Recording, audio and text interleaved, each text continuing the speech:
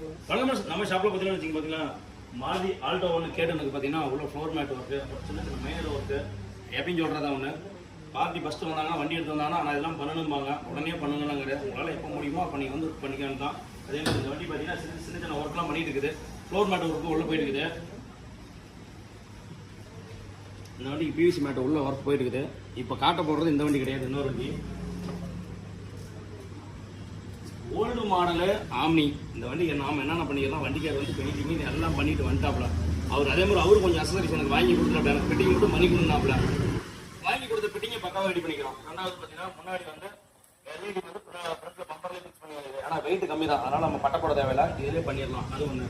ரெண்டாவது பார்த்தீங்கன்னா இந்த பீடிங்லாம் பார்த்தீங்கன்னா கம்பெனி பீடிங்லாம் வந்து சுத்தமாக வந்து பெயிண்டிங் விட்ட இடத்துல ஒரு வழி ஆயிடுச்சு, பிஞ்சு போச்சு, பழசாகி போச்சு. அதனால் புது பீடிங் போட்டு அதுக்கு தகுந்த மாதிரி தான் டோர் வைசர் சூப்பராக டோர் வைசர் போட்டு எப்போ மேண்டனா போட்டு அதுக்கு தகுந்த மாதிரி இந்த லைட்டை வந்து இதையும் மாற்றி விட்டு